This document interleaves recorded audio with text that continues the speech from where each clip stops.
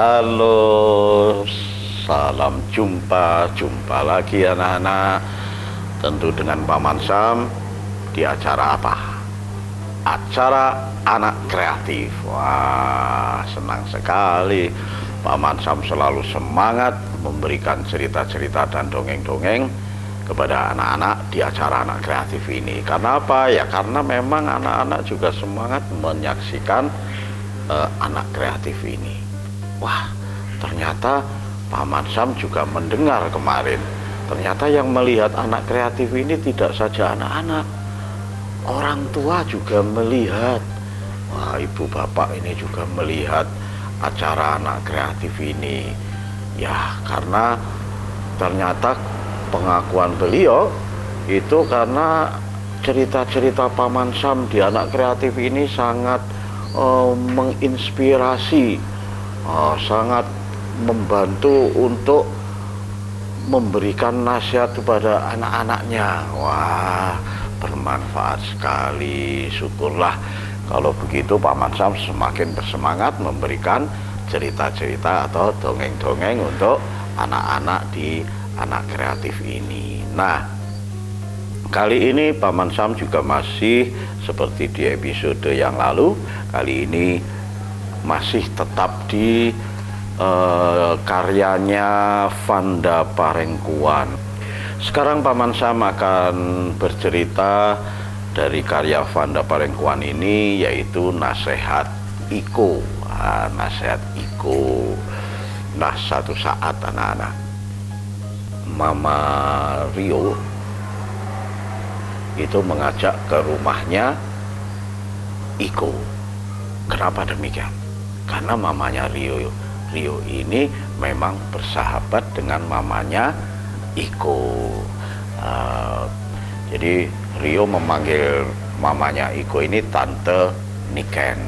Tante Niken ini adalah sahabat mamanya Rio sejak SMA. Nah, satu hari Mama Rio mengajak ke rumahnya Tante Niken.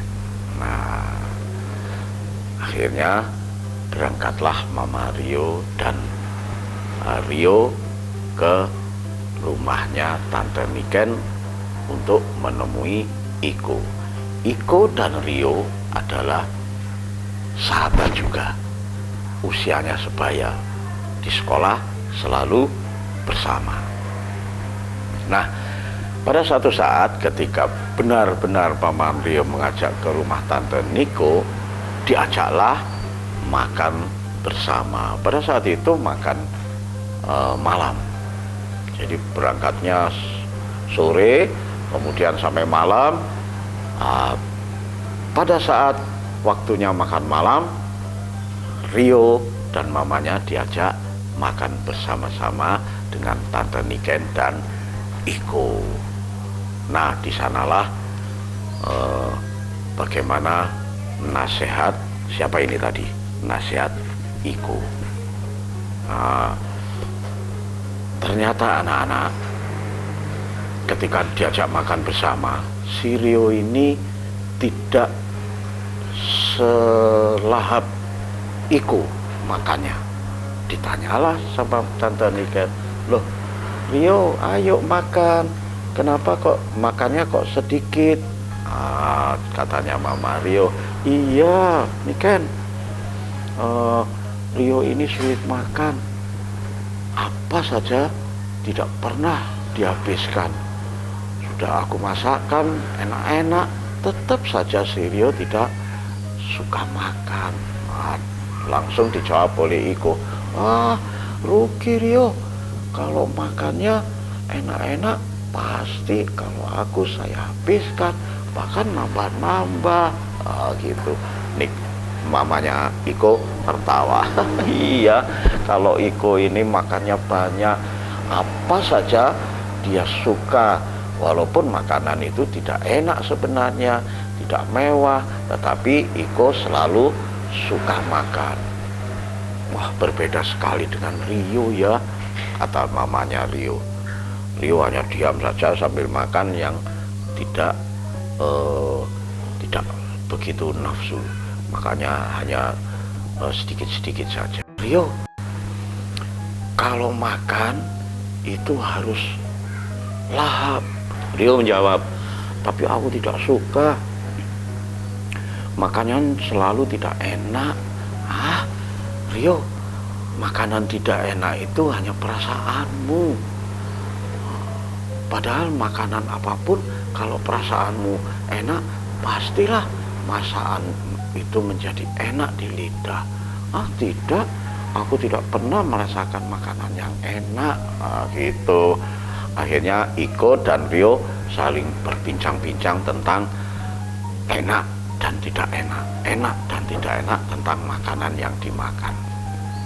Iko pun menjadi buntu. Aduh, bagaimana ya caranya supaya Rio ini suka makan? Nah, akhirnya Iko punya cara. Waktu itu hidangannya ada bakminya. Iko langsung makan bakmi dengan garpu. Garpunya dipeluntir-peluntir gini, diputar-putar gitu, sehingga bakminya terkumpul di garpunya. Langsung dimakan. Jarine Rio, makan bakmi kok begitu? Lihat saja, ini enak. Iko tidak putus asa, langsung makan lagi, muter-muter bakminya dimakan lagi, muter-muter bakminya dimakan lagi. Lama-lama anak-anak Rio juga kepingin cara yang dipakai oleh Iko. Iko mencoba, cocok, diputar-putar, dimakan. Tetapi begitu makan bakmi, dia merasa tidak enak. Lagi-lagi Iko menasihati, Rio, yang membuat tidak enak itu perasaanmu. Buktinya ini aku juga merasakan enak. Iya Mama Rio, kan enak ya Mama Rio bakminya. Iya Iko, enak mamamu kalau masak bakmi. Nah, betul kan? Rio masih tetap saja tidak mau makan. Nah, dari cara Iko memutar-mutar bakmi yang berkali-kali sampai habis dalam satu piring bakmi, Rio akhirnya tertarik juga dengan caranya Iko. Rio mencoba memutar-mutar lagi, makan, putar-putar sedikit, makan. Lama-lama Rio merasa asik juga, merasa nyaman, merasa enak dengan cara Iko memutar-mutar bakmi untuk dimakan. Rio memakan terus. Ternyata Rio makannya cukup banyak pada waktu itu. Nah, lanjutnya bagaimana? Jangan kemana-mana, tetap di Anak Kreatif.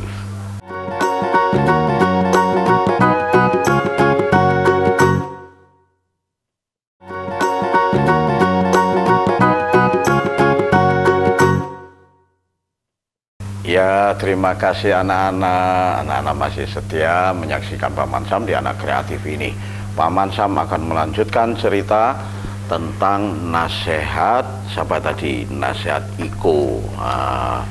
Iko tadi sudah memberikan contoh tentang bagaimana cara makan menjadi nikmat. Karena apa? Karena Rio memang nafsu makannya kurang. Makanan yang enak dianggap tidak enak. Makanan yang lezat dianggap tidak lezat. Pokoknya nafsunya makan kurang. Maka Rio merasa mendapat pelajaran dari Iko. Bertanyalah pada Iko, Rio, Iko, siapa sih yang mengajari kamu memilin-milin, memutar-mutar, melintir-melintir bakmi untuk dimakan? Kalau aku tentu saja ayahku yang memberikan pelajaran ini. Katanya kalau makan bakmi harus dipelintir-pelintir dengan garpu. Begitu. Wah, aku jadi kepingin diajari oleh ayahmu. Ya, nanti kalau ayah datang pasti akan bercerita banyak tentang bagaimana cara makan yang enak. Tiba-tiba ibunya Iko, Tante Niken, berkata pada Rio, iya Rio, kalau makan itu benar apa katanya Iko, Jadi makanan enak dan tidak enak itu sebenarnya hanya perasaanmu. Kalau perasaanmu tidak memiliki nafsu yang bagus, maka makananmu, cara makanmu juga menjadi malas-malasan. Kamu seperti tidak nafsu makan. Iya tante. Terus bagaimana caranya? Nah, caranya begini. Dulu ayah si Iko selalu mengatakan begini, kalau memelintir-melintir bakmi kemudian dimakan, dimasukkan mulut, ketika mengunyah, lalu sehabis mengunyah mengatakan nikmat. Begitu terus setiap makan selalu mengatakan nikmat, nikmat. Oh, begitukah Tante Niken? Iya. Kalau begitu aku akan mencoba. Iko tertawa. Cobalah Rio, ayo, kamu harus bisa menurut apa kata ibuku tadi. Ya, aku akan coba. Rio akhirnya memelintir-melintir bakmi lagi, karena bakminya tadi masih sisa dari satu piring, dipelintir-pelintir. Dia mengatakan, habis mengunyah bakmi, terus dia mengatakan nikmat. Iko tertawa terpingkal-pingkal. Rio lucu, selalu mengatakan nikmat. Itu dulu aku awal-awalnya juga begitu Rio. Ya, teruskan. Rio makan bakmi, nikmat, nikmat. Lama-lama anak-anak tidak terasa bakmi satu piring benar-benar habis. Mama Rio merasa senang. Wah, Rio, tumben. Apakah karena kamu makan masakan Tante Niken sehingga kamu menjadi nafsu makan seperti ini? Biasanya satu piring bakmi aja, satu piring nasi tidak pernah habis. Tidak mah, aku kan habis diajari oleh Tante Niken dan Iko selalu mengatakan nikmat. Mama Rio tertawa. Semua tertawa. Lucu juga kelakuan Rio pada saat makan bersama itu. Nah, karena saking sukanya, saking nafsunya pada saat itu, maka Tante Niken, mamanya Iko, memberi tambahan bakmi sepiring lagi. Waduh tante, maaf, perutku kenyang. Itu tadi cuma sedikit, coba lagi. Rio makan lagi. Nikmat. Ternyata tidak terasa juga, satu piring bakmi habis lagi. Artinya apa? Rio pada malam itu makan 2 piring bakmi. Wah, Iko, tante dan mamanya, juga mama Rio senang sekali melihat Rio sudah nafsu makan. Mama Rio akhirnya bertanya, Rio, apakah nafsu makanmu bertahan ketika makan di rumah? Ya, coba saja nanti. Aku juga tidak tahu. Nanti akan kita buktikan di rumah. Kata Iko menasihati lagi. Iya Rio, kalau kamu tidak nafsu makan, berusahalah untuk menikmati makan dengan cara nikmat. Tertawa lagi anak-anak dua itu. Nah, setelah makan malam selesai, Rio dan mamanya pamit pulang. Sampai di rumah, Rio masih teringat. Iya ya, bagaimana kemarin aku tidak nafsu makan, sekarang aku makannya banyak. Hanya gara-gara dikasih tahu Iko sama ibunya. Tapi itu kan pelajaran dari bapaknya ya. Kira-kira apa ya yang diajarkan bapaknya? Rio kepingin tahu anak-anak, kepingin ketemu bapaknya siapa? Iko, agar mendapat pengetahuan baru tentang bagaimana caranya bapaknya Iko ini memberikan cara agar anaknya nafsu makan. Benar juga anak-anak. Esok harinya sepulang sekolah, Iko mengajak mampir ke rumah ke Rio. Rio, ayo mampir ke rumah, ayo kita makan siang di rumahku. Kebetulan ayahku sedang libur, ayahku sedang di rumah. Oh, benarkah? Iya. Ayo kita ke sana lagi. Oh, akhirnya si Rio mampir ke rumah Iko sepulang sekolah. Tapi apa anak-anak, ternyata pada siang itu bukan bakmi yang dihidangkan, tetapi sayur asem. Rio kejut juga. Aduh, kok bukan bakmi? Dalam hatinya berkata begitu. Aku tidak bisa bermain-main memintir-mintir bakmi lagi seperti semalam. Sekarang kok sayur asem. Bagaimana cara menikmati sayur asem ini biar aku menjadi nafsu makan? Batinnya Rio begitu. Wah, di meja makan sudah disediakan sayur asem dan tempe. Sayur asem dan tempe. Lalu, ayo Rio makan sama Iko, katanya ayah Iko. Oh iya, Om, saya mau makan. Pasti kamu tidak selera makan siang ini. Om kok tahu? Kelihatan kamu rasa-rasanya mengambil nasi dan sayur aja ragu-ragu. Pasti kamu tidak suka, tidak selera dengan hidangan Iko pada siang ini. Katanya begitu. Rio tentu saja malu. Tapi malu itu ditutup-tutupi. Terpaksa saja Rio mengambil nasi, walaupun tidak banyak, sedikit saja, dan sayur asem, juga tempe. Lalu si Rio mulai makan. Iko tertawa. Terjebaklah kamu. Kamu kira sekarang juga makan bakmi lagi? Rio hanya diam saja karena malu. Nah, bagaimana kelanjutannya? Jangan kemana-mana, tetap di Anak Kreatif.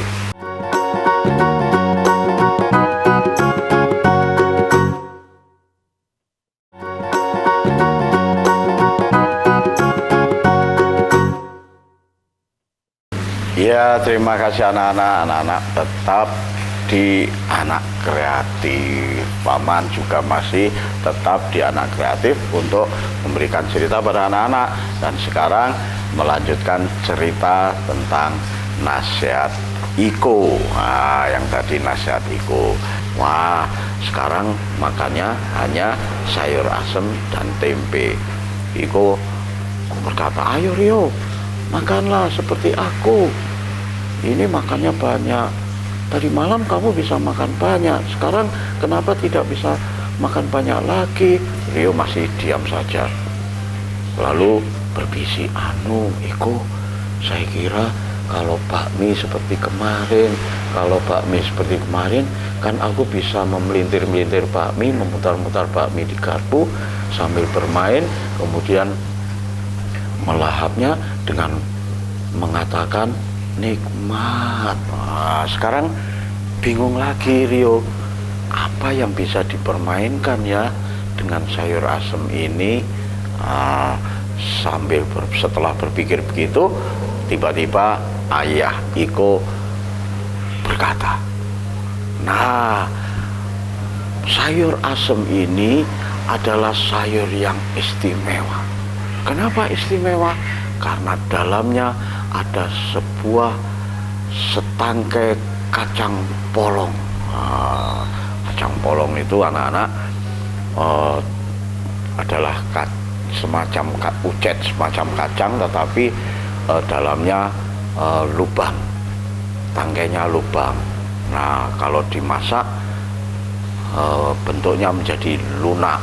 Begini cara makan sayur asem ini menjadi enak. Rio hanya melihat saja. Si Iko sudah tahu itu adalah trik ayahnya agar anak-anaknya nafsu makannya banyak. Papa Iko langsung mempraktekkan cara memakan kacang polong. Kacang polongnya panjang-panjang begini tangkainya. Lalu si bapaknya menyedot kacang-kacang polong. Itu disedot. Nikmat. Nah, Iko tertawa. Katanya Iko tertawa begitu. Itu caranya makan sayur asem yang enak, sayur asem yang nikmat. Kacang polong disedot isinya sehingga berbunyi. Itu Rio hanya melihat saja. Rio mencoba. Cobalah Rio, katanya ayah si Iko. Si Rio ragu-ragu mengambil sebatang kacang polong lalu mengikuti cara ayahnya. Ketika pertama menyedot kacang polong itu, Rio keselak. Keselak, sedotannya terlalu kencang. Iko dan ayahnya tertawa. Jangan kencang-kencang Rio, kalau menghisap kacang polong pelan saja. Rio mengulangi lagi. Nah, ternyata sudah tidak keselak lagi. Lama-lama Rio tahu cara menghisap kacang polong. Ditambah lagi satu kata-kata yang selalu dinasihatkan oleh Iko, dan kali ini dinasihatkan oleh ayah Niko dan dicontohkan. Tidak hanya nasihat saya. Si ayah Iko menghisap kacang polong. Nikmat. Iko tertawa lagi melihat ayahnya mengajari si Rio makan yang nikmat. Rio mencoba. Nikmat. Nah, berkali-kali Rio mengambil kacang polong. Nikmat. Nah, nikmat. Akhirnya apa anak-anak? Rio akhirnya menghabiskan nasi sepiring dengan sayur asem kacang polong.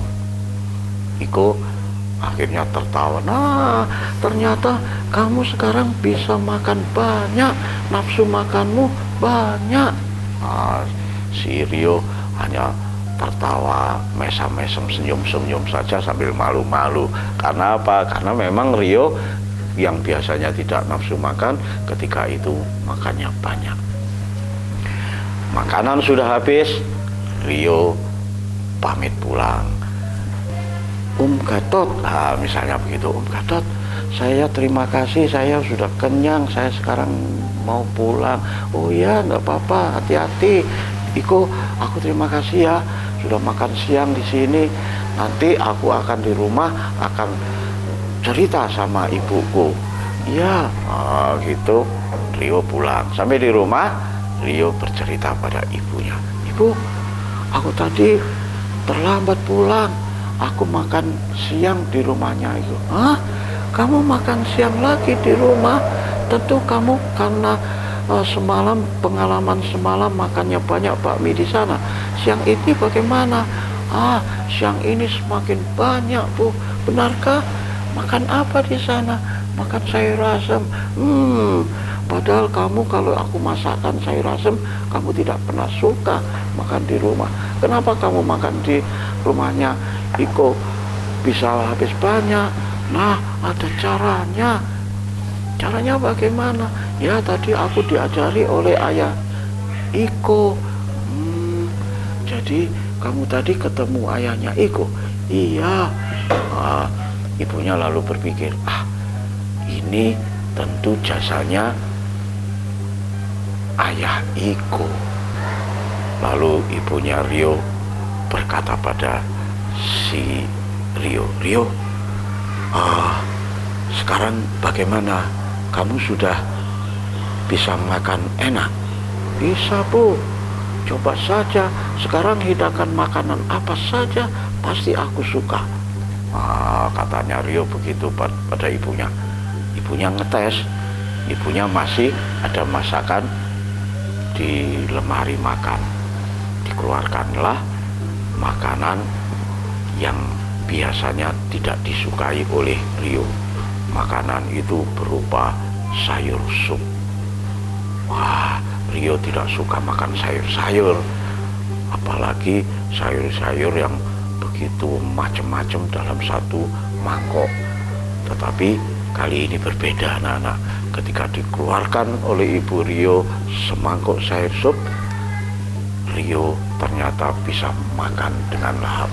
Dimakannya dengan mengatakan, nikmat, nikmat. Ibu Rio ternyata senang sekali melihat Rio seperti itu. Tetapi Ibu Rio menasihati Rio, benar, memang cara bapaknya Iko untuk mengatakan nikmat memang benar juga. Ucapkan saja dalam hati, ayo coba. Dia makan, tidak mengucapkan nikmat, tetapi nikmat itu di dalam hati. Nah gitu, sampai tidak terdengar kata-kata itu, ternyata itu menjadi lahap. Nah, cerita ini anak-anak memberikan satu pelajaran, memberikan satu hikmah bahwa apapun yang kita kerjakan sebenarnya sulit atau gampang, susah atau tidak, enak atau tidak enak, tergantung bagaimana perasaan kita menyikapi apa yang kita hadapi. Apapun itu, pekerjaan rumah maupun pekerjaan sekolah, apapun yang dihadapi, jangan merasakan sulit, jangan merasakan tidak enak, tetapi tanamkan dalam hati semua itu enak dan mudah, maka akan terselesaikan masalah yang kamu hadapi. Nah itulah anak-anak dongengan Paman Sam hari ini, cerita Paman Sam hari ini. Itulah sebabnya Paman Sam selalu memberikan dongeng-dongeng yang menginspirasi dan membawa hikmat. Itulah Paman Sam selalu mengatakan, anak Nusantara harus kreatif. Sampai jumpa.